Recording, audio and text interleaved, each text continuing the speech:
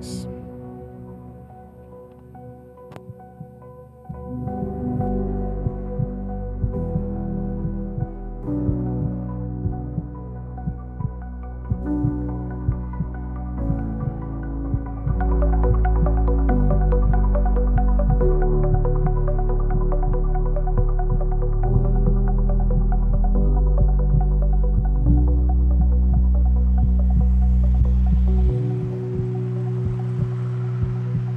A depressão já é considerada a doença do Ela é um século. transtorno quando ela passa a prejudicar. Segundo a OMS, É difícil se acostumar a esse causa de ritmo afastamento tão do intenso. trabalho. 4 em cada 10 brasileiros desenvolveram sintomas de problemas como depressão Estudos mostram e que cerca ansiedade. de 40% dos profissionais convivem com altos níveis de estresse. Mais de 20 Estudos sobre milhões saúde de mental brasileiros. indicam Dores da alma.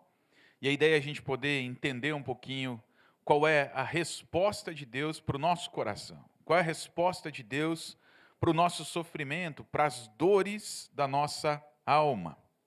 E entender um pouquinho como é que o Senhor ministra nos nossos corações. Para essa noite, eu queria convidar você, e eu vou pedir para o pessoal da comunicação colocar os slides ali na tela para a gente, convidar você a fazer uma viagem comigo, até aquela época de Davi, de Mefibosete, e a gente visualizar um pouquinho o relacionamento, aquilo que aconteceu entre dois personagens. Para a gente são personagens, a gente fala assim, mas são pessoas que existiram. Duas pessoas que viveram algo muito especial com o Senhor. E eu queria convidar você para abrir a sua Bíblia lá em 2 Samuel, capítulo 9, dos versículos de 1 a 13. 2 Samuel, capítulo 9, dos versos de 1 a 13. A gente vai meditar um pouquinho na história de Mefibosete. 2 Samuel 9, do 1 ao 13. Se você está com a sua Bíblia aí de papel, abra a sua Bíblia. Se você está com a sua Bíblia no aplicativo, liga a sua Bíblia, mas acompanhe o texto aí com a gente, tá bom? 2 Samuel, capítulo 9, do verso 1 ao 13, se você não trouxe sua Bíblia, está ali no telão. Certa ocasião, Davi perguntou: resta ainda alguém da família de Saul ao quem eu possa mostrar bondade por causa da minha amizade com Jonatas? Então chamaram Ziba, um dos servos da casa de Saul, para que se apresentasse a Davi. O rei lhe perguntou: você é Ziba? Sou teu servo, ele respondeu. O rei perguntou-lhe: resta ainda alguém da família de Saul a quem eu possa mostrar a bondade de Deus? Ainda há um filho de Jonatas, aleijado dos pés, respondeu. Onde está ele? Perguntou o rei. Ziba respondeu: na casa de Maquir, filho de Amiel, em Lodebar. Então o rei Davi mandou trazê-lo de Lodebar. Quando Mefibosete, filho de Jonatas e neto de Saul, compareceu diante de Davi, prostrou-se com o rosto em terra. Mefibosete? Perguntou Davi, e ele respondeu: eis aqui o teu servo. Não tenha medo, disse-lhe Davi, pois é certo que eu o tratarei com bondade por causa de Jonatas, o seu pai. Vou devolver-lhe todas as terras que pertenciam ao seu avô Saul, e você comerá sempre à minha mesa. Mefibosete prostrou-se e disse: quem é teu servo, para que te preocupes com um cão morto como eu? Então o rei convocou Ziba, servo de Saul, e disse-lhe: devolvi ao neto de Saul, seu senhor, tudo que pertencia a ele e à família dele. Você, os seus filhos e os seus servos cultivarão a terra para ele. Você trará a colheita para que haja provisões na casa do neto do seu senhor. Mefibosete, porém, comerá sempre à minha mesa. Ziba tinha 15 filhos e 20 servos. Então Ziba disse ao rei: o teu servo fará tudo o que o rei, meu senhor, ordenou. Assim, Mefibosete passou a comer à mesa de Davi como se fosse um dos filhos do rei. Mefibosete tinha um filho ainda jovem, chamado Mica. Todos os que moravam na casa de Ziba tornaram-se servos de Mefibosete.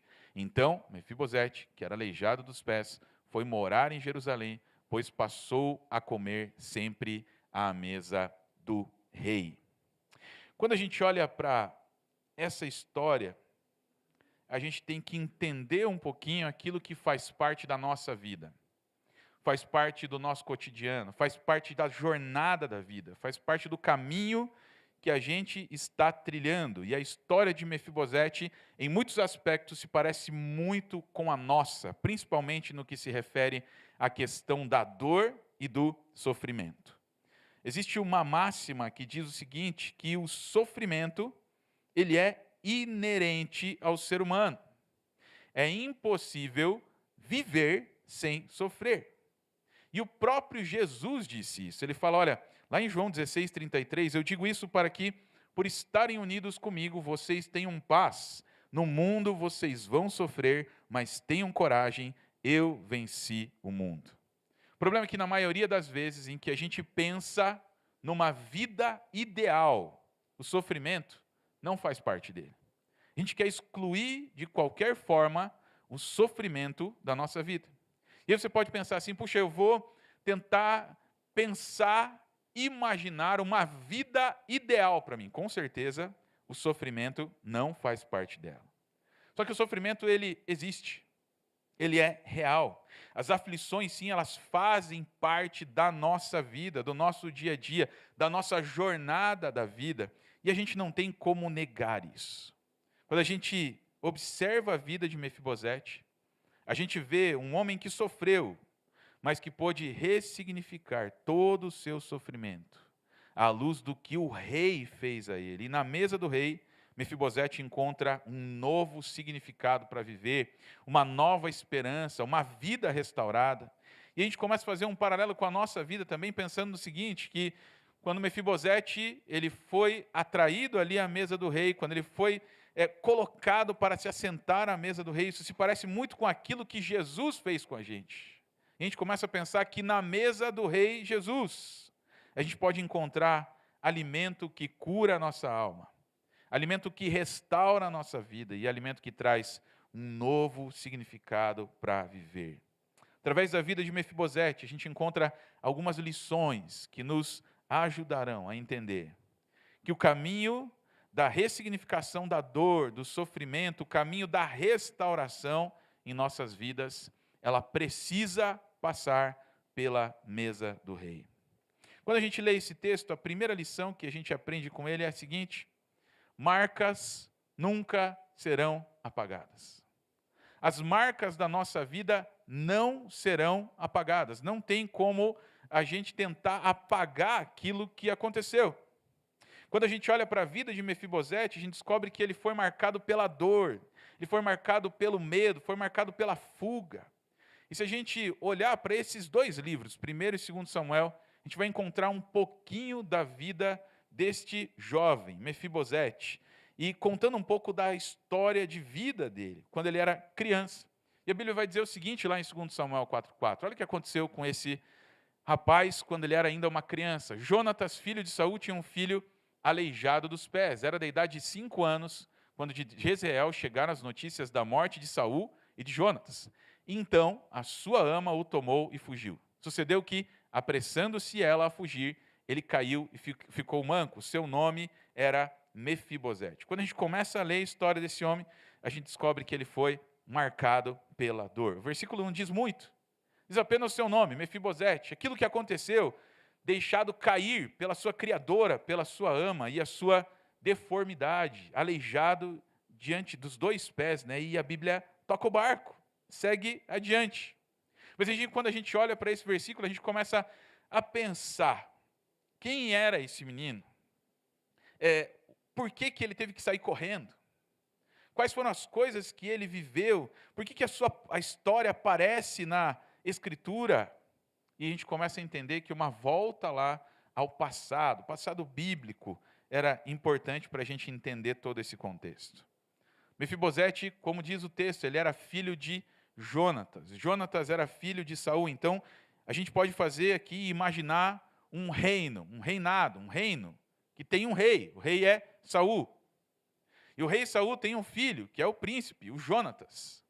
E o filho do Jonatas era Mefibosete. Ou seja, ele era da mesma família e um possível sucessor do trono dos seus pais, do seu avô, do seu pai. E aí, quando isso acontece, quando chega a notícia da morte do avô, que era o rei, e da morte do seu pai, que era o príncipe, aquele menino agora está no foco para se tornar um novo rei, ou para que aquele que viria a se tornar rei, que seria o rei Davi, ele então tinha uma tradição, um costume. O rei que assumia um reino, que assumia o trono, e não era da mesma família, não era da mesma dinastia, não era da mesma linhagem, ele fazia o seguinte, ele exterminava toda a família do seu antecessor. Para que ninguém lá no futuro chegasse e falasse assim, puxa, eu quero o reino do meu pai, para que não tivesse ninguém que viesse ali reclamar o trono e sentar-se no trono. E aquela mulher que só queria proteger Mefibosete, só queria proteger, ela vai e faz algo para tentar protegê-lo, mas ao mesmo tempo que ela tenta protegê-lo, ela machuca aquele menino. Isso se parece muito com as nossas histórias. É por isso que a gente está traçando um paralelo de Mefibosete com a nossa vida, com a nossa história. Situações da nossa vida em que muitas pessoas tentaram nos proteger, mas acabaram nos machucando. Sabe quem que é assim? É muito bom de tentar nos proteger e acabar nos machucando os nossos pais. Eles tentaram, vez após vez, nos proteger de algumas coisas da vida, mas mesmo assim, na intenção de nos proteger, muitas vezes acabaram nos machucando. E é por isso que essa história se parece tantas vezes como a nossa.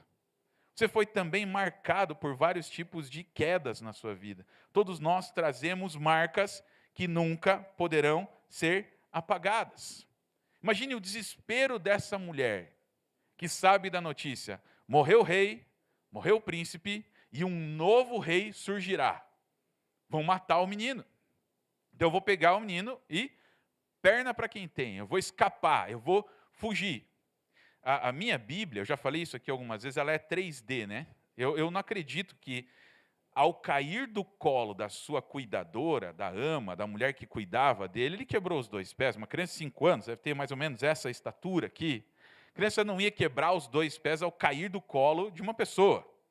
Minha Bíblia é 3D, a Bíblia não fala, tá? Mas eu acredito assim, que ela pegou todas as coisas daquele menino, falou, vou colocar numa carroça e vamos sair daqui no gás, para que ninguém encontre a gente, vamos fugir, vamos desaparecer, porque aquela mulher amava aquela criança. Está dizendo assim, vamos desaparecer antes que te encontrem e antes que te matem. E aí ela sai correndo. Eu acredito que em dado momento dessa jornada, dessa caminhada ali, desse transporte, a criança cai, quebra os 2 pés.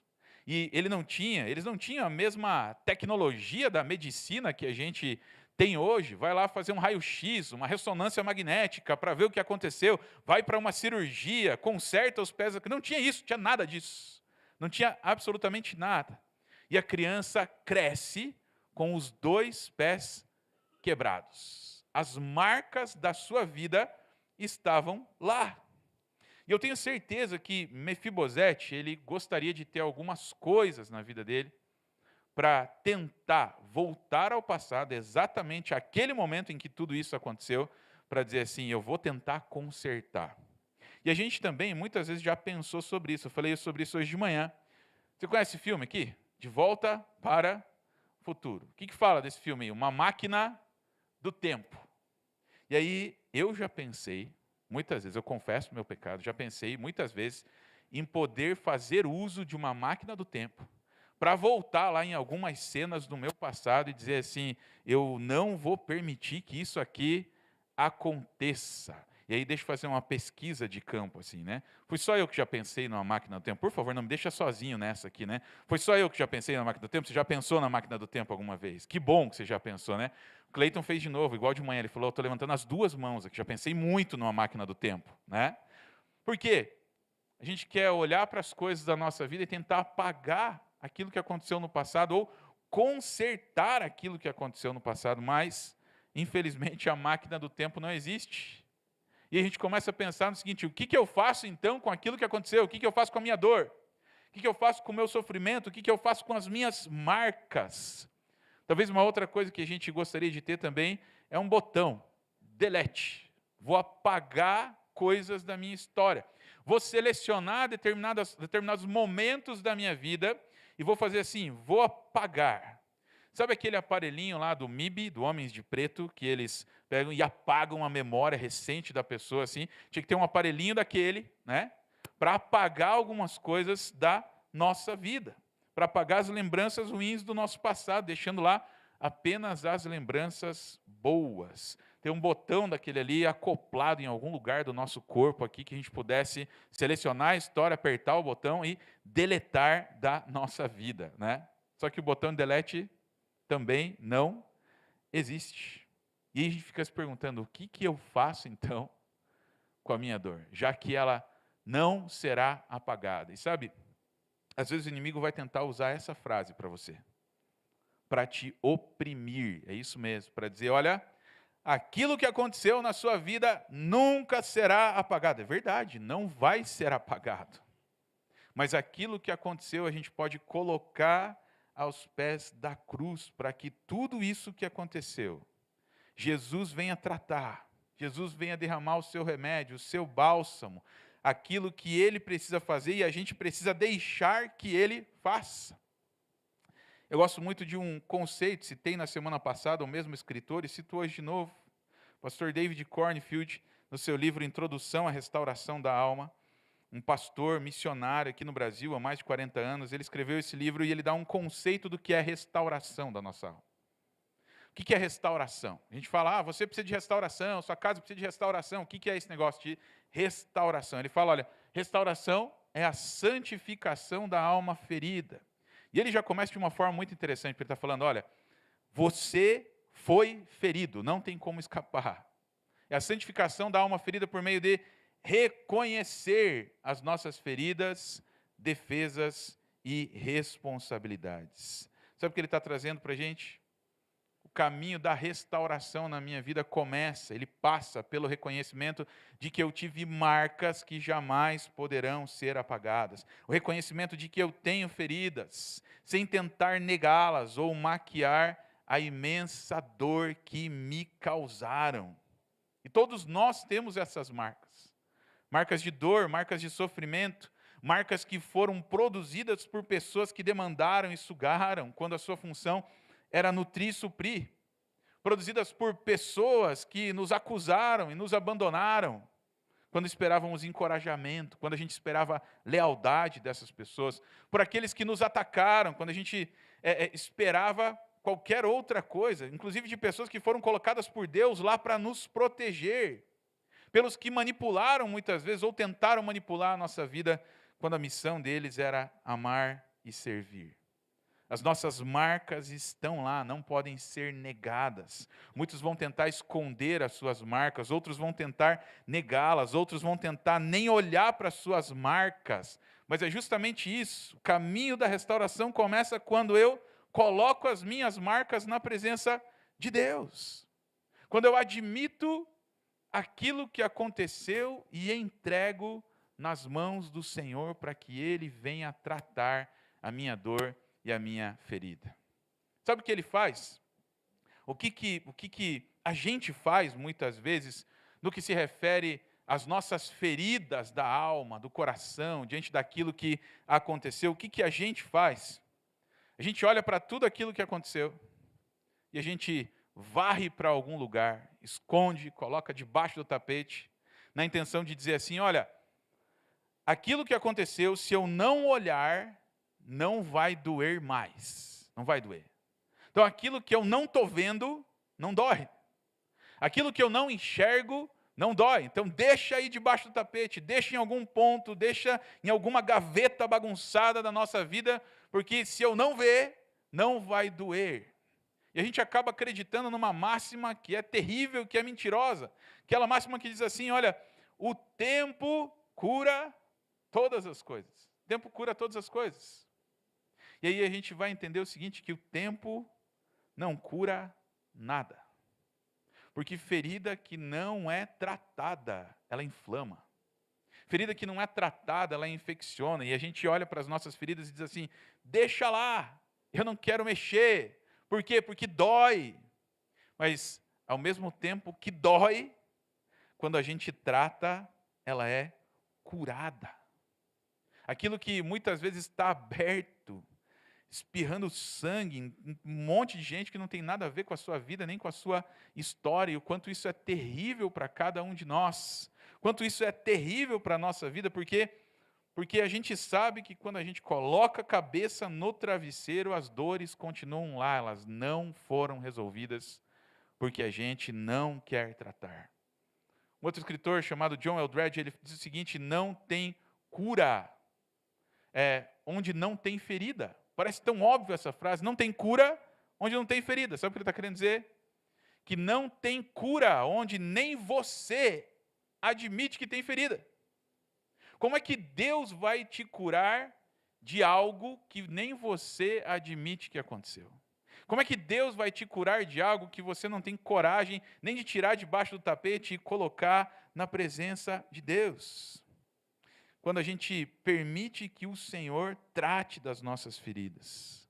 Quando a gente permite que o Rei coloque ali o seu remédio, o seu bálsamo nas nossas feridas, Ele nos atrai à sua mesa. E ali, quando a gente está na mesa do Senhor, comendo o alimento correto para a nossa alma, para a nossa vida, a gente vai receber a cura das nossas dores, das nossas feridas. Quando a gente olha para a história de Mefibosete, a gente enxerga que não foi ele mesmo que desejou estar na mesa do rei. A busca foi feita pelo próprio rei. Segundo Samuel 9:3, disse-lhe o rei: não há ainda alguém da casa de Saul para que eu use da bondade de Deus para com ele.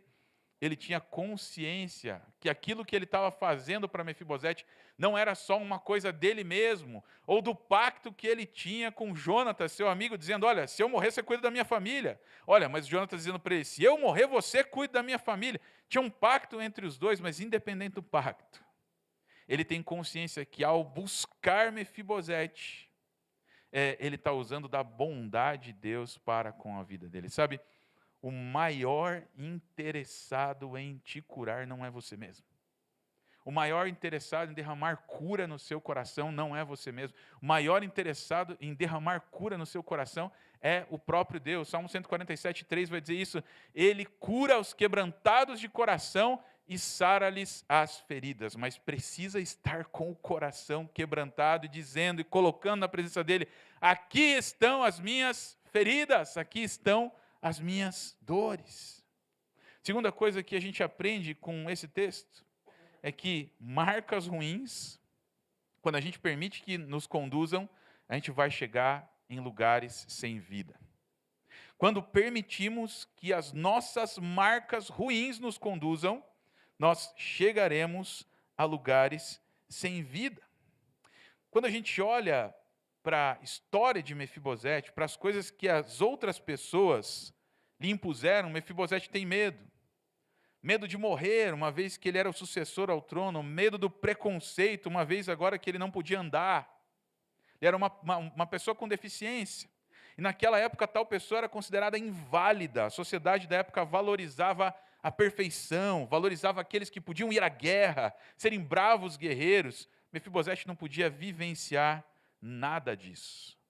E duas coisas me chamam a atenção nesse texto. Primeiro, o nome dele, Mefibosete. Segundo, o lugar onde ele foi se esconder, lugar em Lodebar. A Bíblia vai mostrar para a gente, e quando a gente estuda um pouquinho mais o significado do nome de Mefibosete, a gente vai descobrir que é a combinação de duas palavras hebraicas: devastação e vergonha. E alguns estudiosos vão traduzir como vergonha devastadora. Por onde ele passa, por onde ele anda, as pessoas conseguem ver a vergonha que Mefibosete carrega. Mas outros estudiosos vão traduzir por devastador da vergonha, aquele que aniquila a vergonha. Mas fato é que nesse momento da vida de Mefibosete, ele poderia ser chamado de vergonha devastadora. Por onde quer que ele andasse, por onde ele passa, a vergonha é a sua marca. Imagine estar na pele de Mefibosete, e quando chamavam o nome dele, o nome vinha à mente dele o significado, e vinha, obviamente, toda a vergonha que ele sentia diante daquilo que lhe aconteceu. Segunda coisa que me chama a atenção é o lugar. A tradução do nome do lugar onde Mefibosete estava. Bíblia está mostrando para a gente que quando a ama pega ele ali, sai correndo, ele quebra os 2 pés, eles vão para um lugar, uma cidade refúgio. Sabe o que é uma cidade refúgio? A cidade que muitas vezes trazia ali um contexto de pessoas que cometeram crimes, por exemplo. É lá onde Mefibosete foi se esconder, para não ser achado, mas ele não tinha cometido crime nenhum. A única questão dele era a vergonha. E aí o nome Lodebar, o lugar onde ele vivia, significa não palavra. Lo, não, davar, palavra. Ou seja, significava um lugar sem vegetação, sem vida, sem palavra. E além de ter um nome que remetia à sua vergonha, ele morava num lugar que remetia também à vergonha. Um lugar inóspito, sem vida, de difícil localização.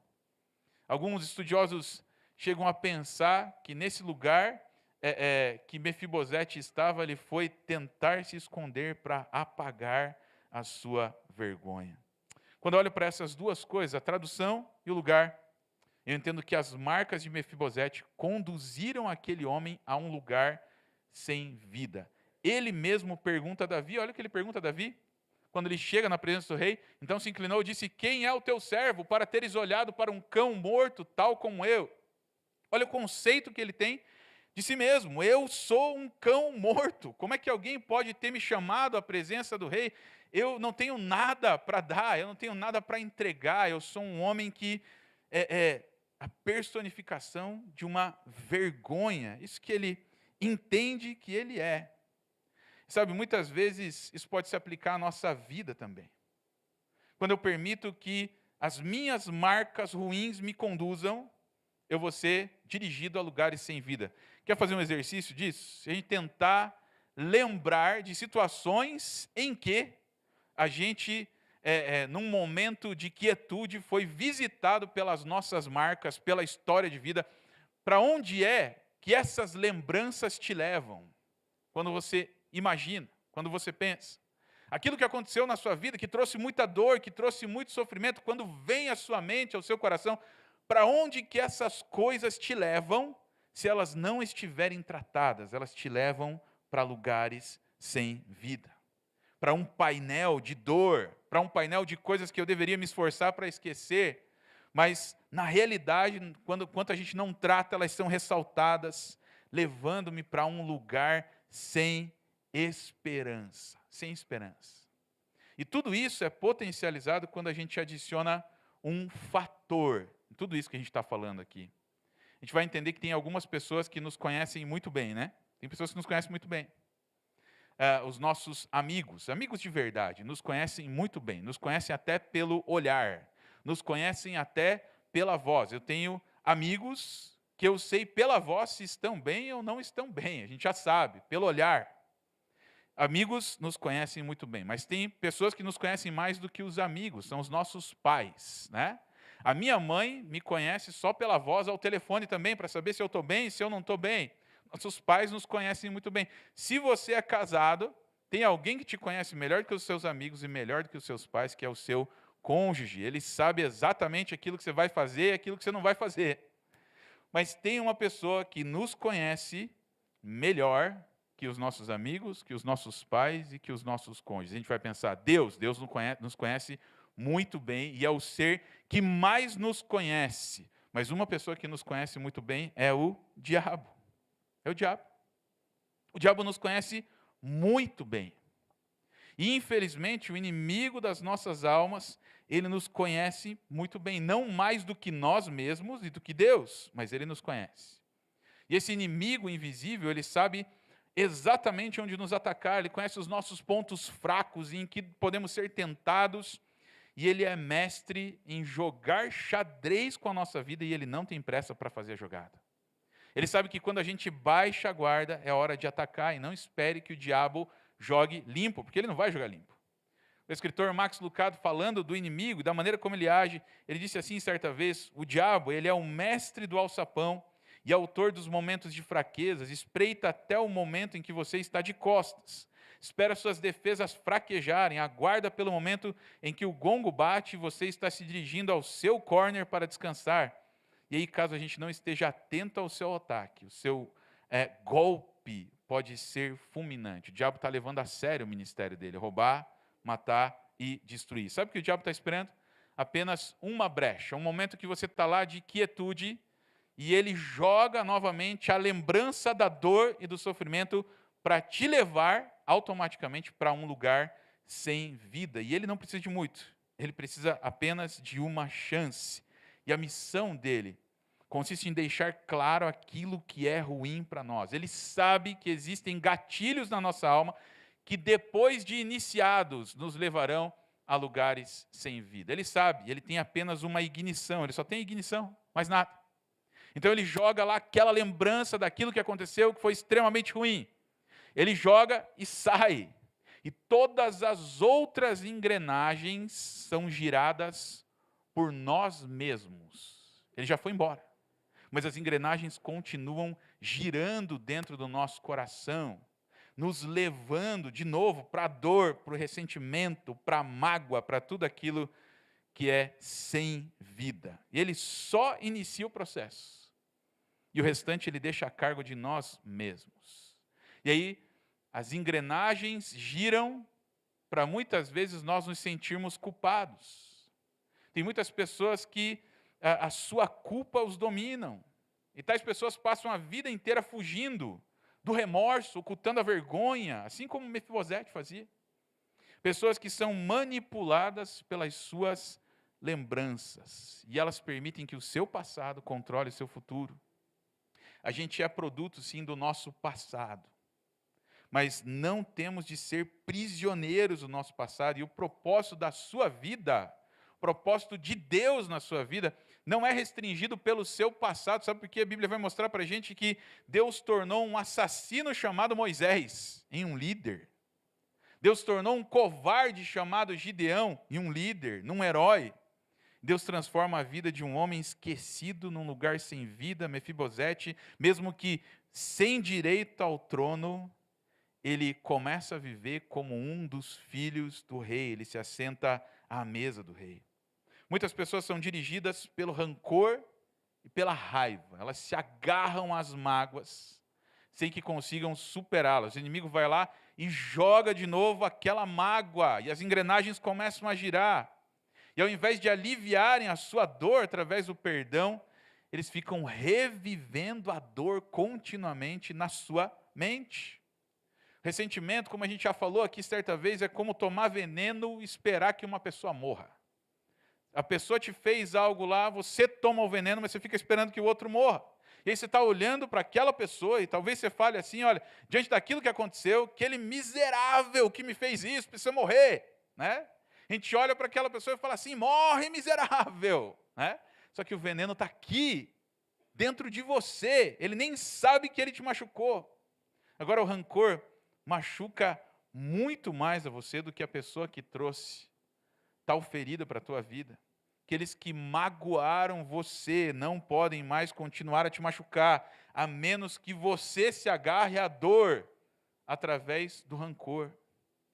Em outras pessoas, o inimigo vai usar a artimanha do medo, vai jogar o gatilho do medo, e ele dá esse processo de ignição ali, e as engrenagens começam a girar, e os nossos temores vão dominando completamente a nossa vida, resultado de experiências traumáticas que nós passamos, de expectativas que foram ilusórias, ou até de crescimento num lar severo, independente das causas. Essas pessoas dominadas pelo medo, elas perdem grandes oportunidades por terem medo de correr riscos.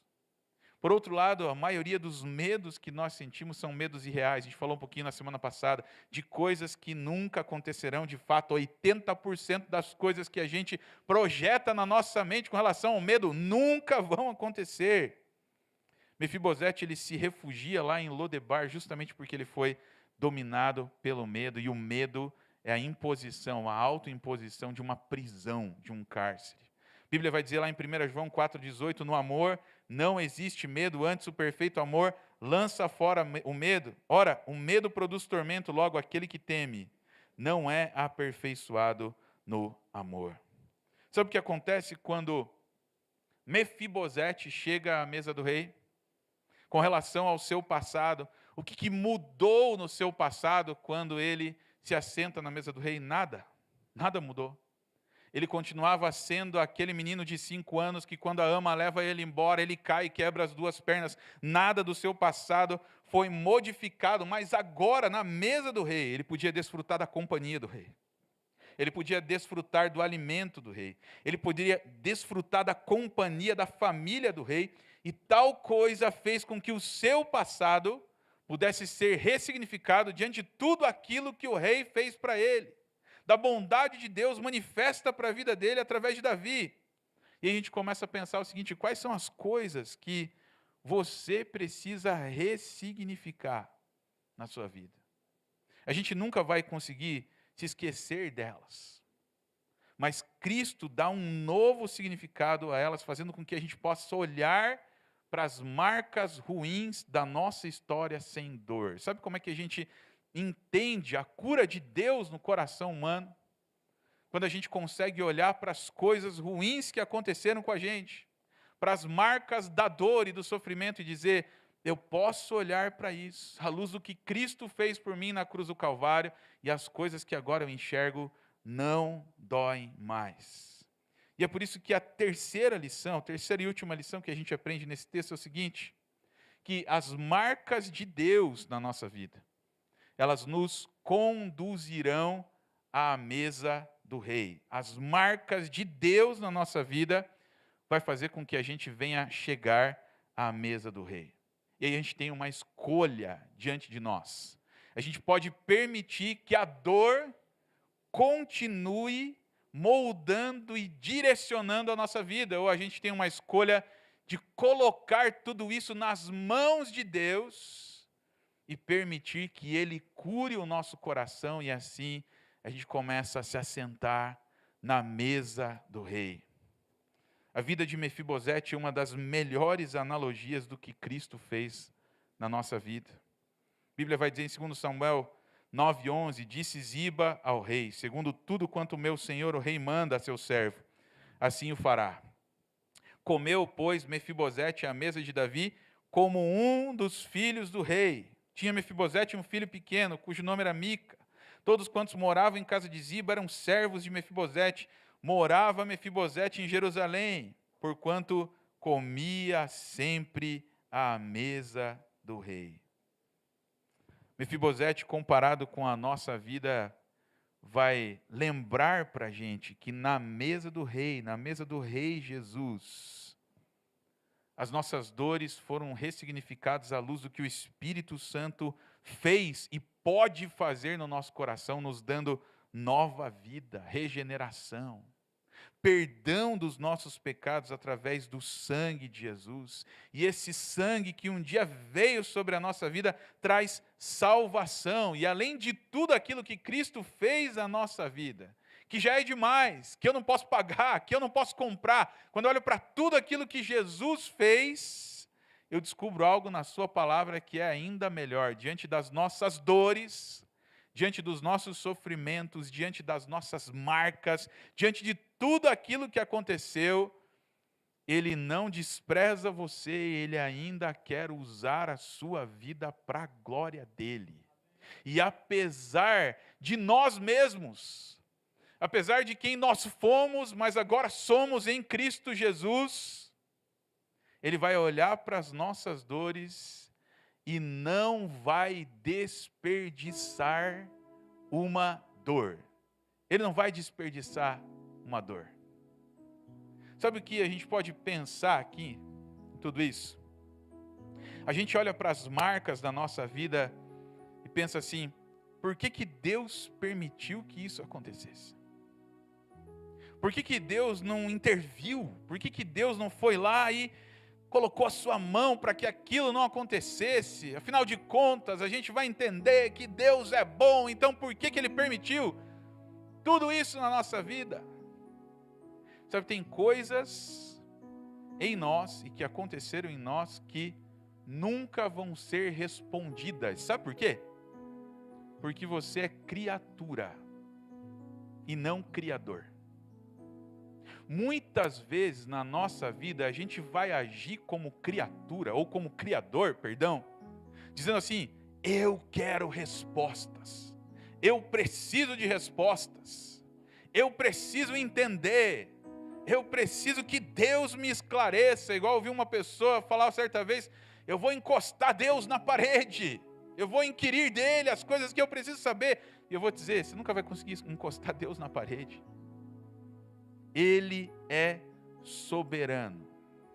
E muitas vezes aquilo que aconteceu à nossa vida, quando a gente tenta buscar respostas, vai reduzir a complexidade que somos nós, a complexidade do ser humano. Sabe por quê? Porque a gente é complexo.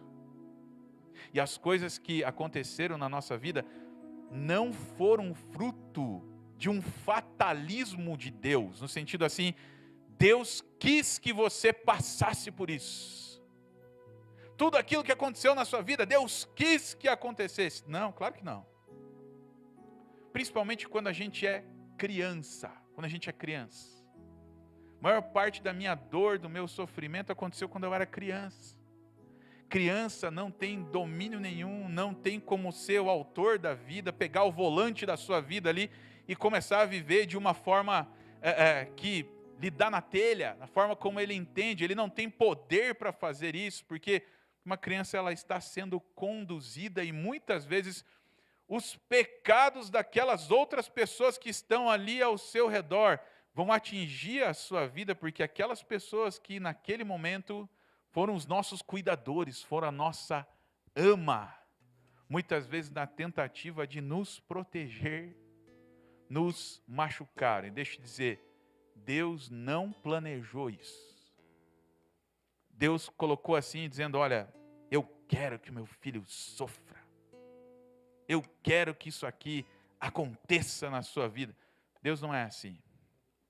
A gente, o próprio Deus concedeu a autoridade de pessoas nos cuidarem. Aquele serzinho fragilzinho, pequenininho que éramos nós como bebezinhos, Deus nos concedeu as mãos dos nossos tutores para cuidar, e foram exatamente os erros deles e os pecados deles que sobrevieram sobre a nossa vida. Agora, eu estou falando tudo isso porque existem coisas que a gente também responde de uma maneira completamente ruim. A gente fala assim, isso aconteceu porque Deus queria usar isso como ministério na sua vida. E Deus só fez porque um dia você seria alguém que iria ministrar as outras pessoas diante do que você passou. Isso também está errado. Sabe por quê? Porque Deus não planeja sofrimento para depois usar para o ministério. Agora, sabe o que Deus faz?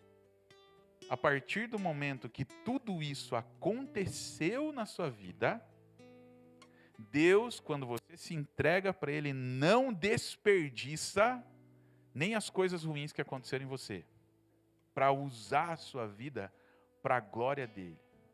Deus não desperdiça as dores que aconteceram em você.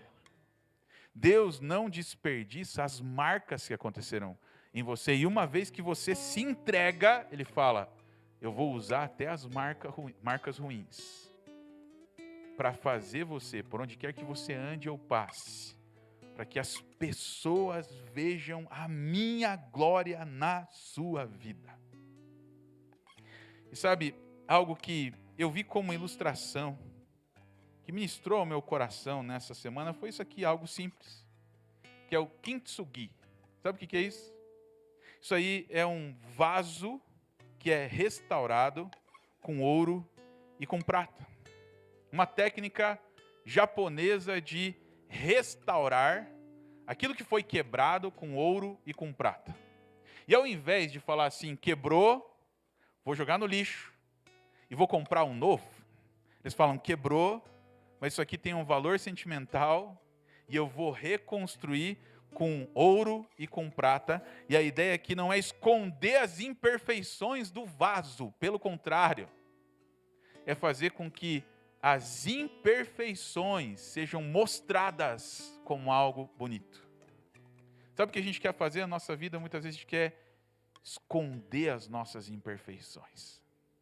A gente quer esconder os nossos pedaços. A gente quer esconder a nossa vida que durante a jornada foi quebrada, mas aí sabe o que Deus faz? Ele pega ali os caquinhos e com o ouro da sua graça, com a prata da sua misericórdia, Ele reconstrói a nossa vida, e aquilo que antes parecia tão feio, agora vai ser mostrado como algo lindo, como algo bonito. Sabe o que isso aqui me faz lembrar?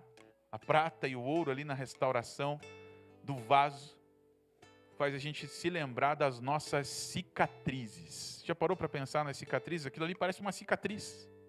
Só que é uma cicatriz que foi fechada com ouro, uma cicatriz que foi fechada com prata. E sabe, me lembra muita coisa que a gente já passou na nossa vida e que hoje é apenas uma cicatriz. Eu já contei aqui uma vez, eu tenho uma cicatriz aqui na minha barriga, aqui na lateral. Aqui. Eu era criança. E aí, num dia de chuva, parou a chuva, abriu um sol e a piazada, né, coisa do sul aqui, a piazada foi soltar balão. Não era eu o autor do balão, mas a piazada foi soltar balão. E aí, talvez, se você tenha sido desse bairro aqui, você vai lembrar de alguma coisa que aconteceu. Os balões que caíam, a piazada disputava. O Daniel está dando risada ali, porque era exatamente assim que acontecia, né, Daniel? E aí um dia parou de chover, abriu o sol e a piazada começou a ver um balão caindo, né? E isso aqui, a grade dos portões ainda estavam molhadas. E aí eu, assim, novinho, mas o mais alto entre a piazada, fui lá, subi no portão para conseguir agarrar a bandeira do balão. No momento que eu fui agarrar, eu escorreguei com o meu pé e aquela lança do portão entrou aqui. Toda ela, inteirinha, assim. E eu, como criança, 8 anos de idade, tirei a lança ali, não doeu nada, só que a hora que eu olhei, parecia uma facada aquilo, né? E eu saí correndo para casa, cheguei para minha mãe assim, levantei a camiseta e falei, mãe, machuquei, né? Machuquei, parecia já estava sangrando, né? E aí ela me leva para o hospital, os médicos me dão ponto, eu era conhecido lá no hospital onde a minha mãe me levava, né? Era criança quietinha, mas eu aprontava e me machucava bastante. E aí os médicos olharam, uma enfermeira olhou e falou, você aqui de novo, você veio mês passado aqui, né? E aí foram lá, fizeram toda a asepsia, fizeram a sutura, costuraram. E hoje, tudo aquilo é só uma cicatriz, está aqui, 8 pontos, né? Uma cicatriz. Para que a cicatriz existe? Você sabe por que a cicatriz existe? Por que ela ainda continua lá?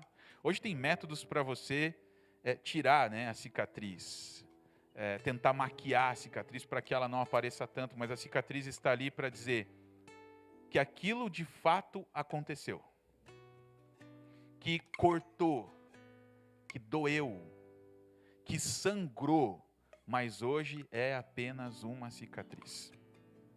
Sabe o que acontece na nossa vida, muitas vezes?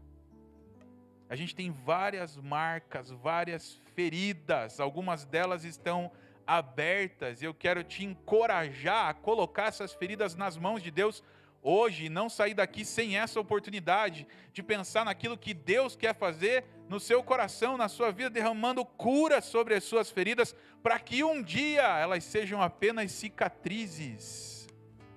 E você possa olhar e dizer, cortou, doeu, machucou, mas hoje está curado. E aí Deus quer usar as suas cicatrizes para a glória dEle, para levar vida a outras pessoas. Esse é o processo de restauração, transmitir o mesmo que eu recebi de Deus para os outros. Agora a gente pensa isso muito atrelado à nossa vida, né? Sabe o que acontece? Jesus, Ele foi ferido na cruz do Calvário por nós. Ele foi ferido. E mesmo depois da sua ressurreição, durante o tempo em que Ele esteve aqui, antes de ser assunto aos céus, Ele vai lá para Tomé e diz, olha, coloca o dedo aqui nas minhas feridas. E a Bíblia vai dizer, pelas suas feridas nós fomos sarados. Aquilo que iria se transformar numa cicatriz em Jesus era para lembrar que a nossa dor estava sobre ele. E diante dele, e na presença dele, diante daquele que sofreu todas as coisas por nós, ele que sofreu cicatrizes, feridas, ele pode olhar para as nossas feridas e fazer com que elas se transformem em cicatrizes para a sua glória. Só que sabe o que acontece hoje? A gente precisa admitir que as feridas existem. Não tem cura onde não tem ferida. Frase óbvia, mas está dizendo assim: se nem você admite aquilo que aconteceu, como é que Deus vai te curar? Essa noite é noite para tirar todas as feridas debaixo do tapete. De parar de ficar dizendo, olha, o tempo cura todas as coisas. É mentira. Ferida que não é tratada inflama, infecciona, necrosa. E um dia essa parte do nosso corpo vai ter que ser arrancado, porque a gente não permitiu que Deus derramasse a sua cura. Que Deus tratasse as nossas feridas. E eu vou dizer, depois de tratadas, Ele não desperdiça nada em você, e Ele não desperdiça a sua dor. Quando eu olho para a minha vida hoje, diante das dores que eu sofri, na minha história, na minha vida, eu olho para isso como uma oportunidade de glorificar o nome do Senhor e olhar para você aqui nessa noite e dizer, é possível receber a medida de cura que Ele tem para o teu coração. É possível. Quando eu olho para a minha história de vida, para coisas extremamente difíceis que aconteceram nela, situações de abuso, por exemplo, eu vou olhar para tudo aquilo que aconteceu e vou entender que hoje tudo é uma cicatriz, mas que essa cicatriz pode ser usada para a glória de Deus. E sabe o que eu queria que você fizesse nessa noite? Em primeiro lugar, que você fechasse os teus olhos aí onde você está. E eu queria que você ouvisse um pouquinho dessa canção que o nosso grupo vai cantar aqui. E eu queria que essa canção ministrasse aí um pouquinho no seu coração.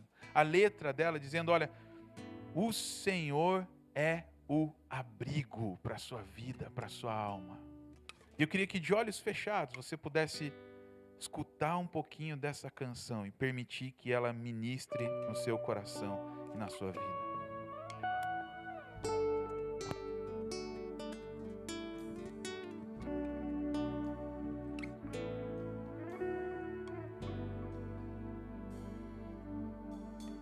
Me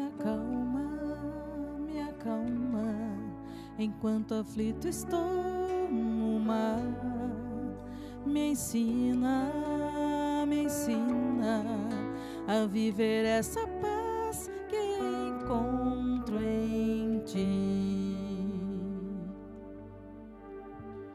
Oh, em meio ao mar, como podes repousar?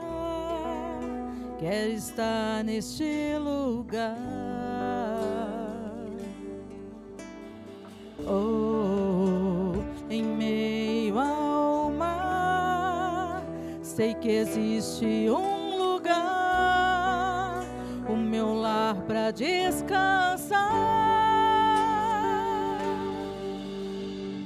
És o lugar, Senhor, abrigo para todo coração ferido que pede por paz, que pede amor. Se a tempestade vem, me lembro de tudo que ensinou e posso sentir tua paz, sentir teu amor.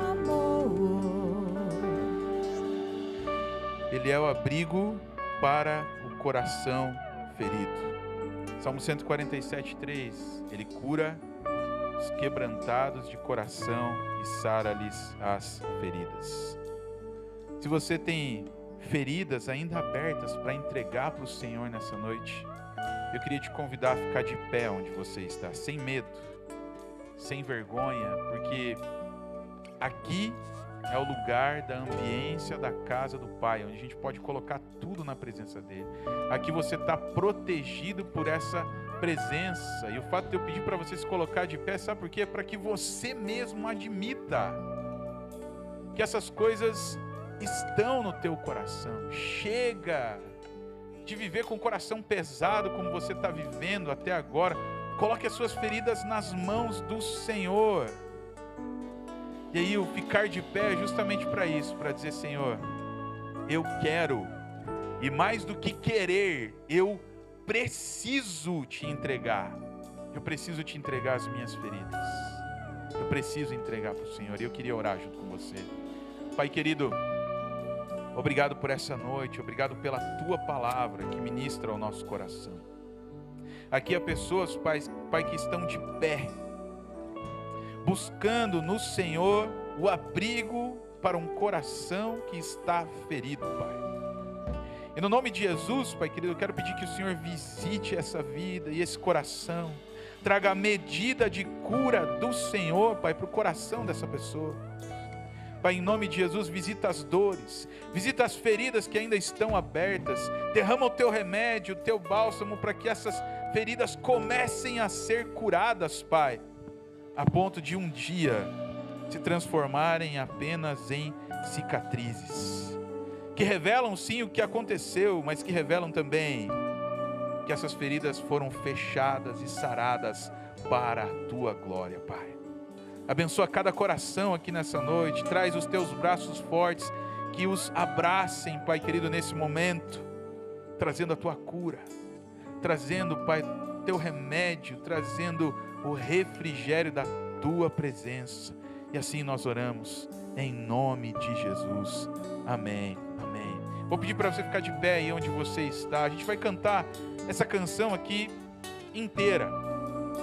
É uma canção nova, talvez você ainda não conheça, mas a letra vai estar ali no telão, e eu queria que você fosse encorajado a cantar, orar e dizer para o Senhor através dessa canção: me visita, Senhor, em nome de Jesus. Vamos cantar ao Senhor. Me acalma, enquanto aflito estou no mar. Me ensina a viver essa paz que encontro em ti. Oh, em meio ao mar, como podes repousar? Quero estar neste lugar.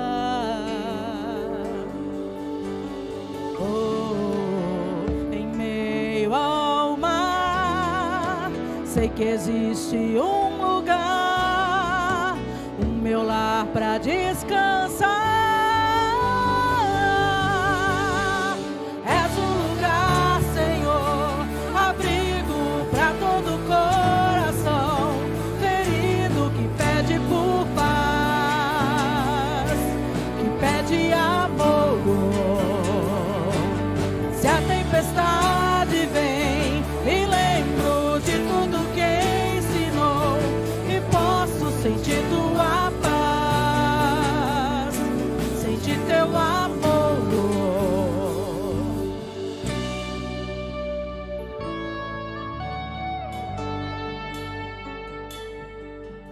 Me guia,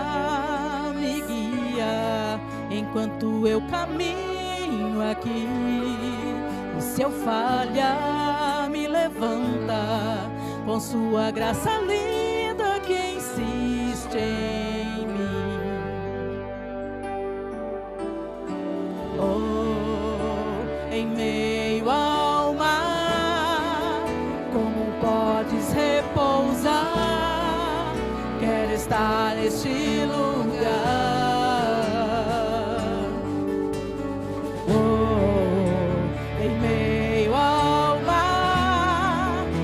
Existe um lugar, o meu lar para descansar.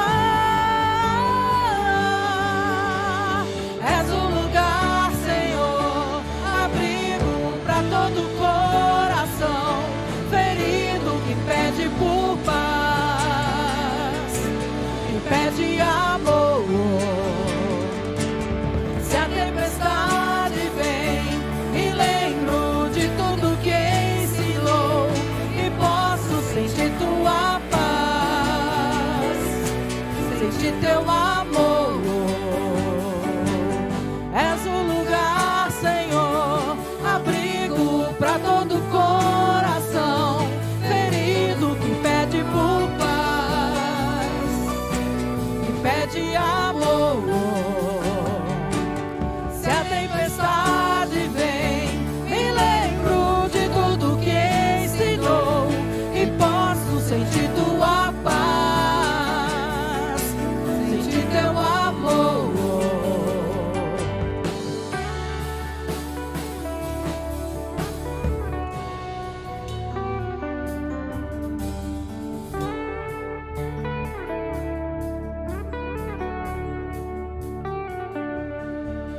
Me acalma, me ensina, me guia. Me acalma, me ensina, me guia.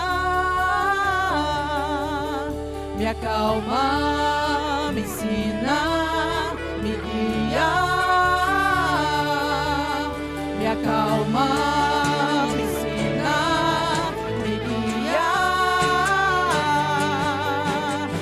És um lugar, Senhor, abrigo para todo coração ferido que pede por paz, que pede amor. Se a tempestade vem, me lembro de tudo que ensinou e posso sentir tua paz, sentir teu amor. És um lugar, Senhor, abrigo para todo coração ferido que pede por paz, que pede amor. Se a tempestade vem, me lembro de tudo que ensinou e posso sentir tua paz, sentir teu amor. Amém. Eu queria que você pudesse dar as mãos aí para a pessoa que está ao seu lado. Pergunta o nome dela, se você não conhece. Pergunta o nome dela aí para ela nesse momento. E a gente tem um princípio aqui na nossa igreja que você não pode sair daqui sem falar o seu nome para alguém e sem receber uma oração. E é isso que vai acontecer agora. Você vai receber uma oração dessa pessoa que está aí do seu lado, que é ser humano, igual você. Mas forte não é a oração que ela vai fazer. Forte é aquele que ouve a oração. Poderoso é aquele que ouve as nossas orações. E eu queria que você fechasse os teus olhos agora. E com seu coração, com a sua mente, com a sua boca, você começasse a falar palavras para o Senhor. Palavras de bênção, para que Ele venha abençoar essa pessoa que está aí do seu lado. Pai querido, obrigado, Pai, pelo Teu amor. Obrigado pela Tua bondade hoje na nossa vida, Pai. Obrigado por assentarmos aqui à Tua mesa, Pai querido, em nome de Jesus. Pai, nos dá uma semana abençoada em que a Tua presença se revele a nós, Pai, em nome de Jesus, Pai querido. Abençoa a nossa casa, o nosso lar, a nossa família, e que o amor de Deus, o nosso Pai, a graça e a paz de nosso Senhor e Salvador Jesus, e a mais doce consolação do Espírito Santo de Deus seja com todos nós, desde agora e para todo sempre. Todo o povo de Deus diz: vá na graça e na paz do Senhor. Mas não deixe de dar uns 10, 20 abraços aí e desejar uma boa semana para o seu irmão.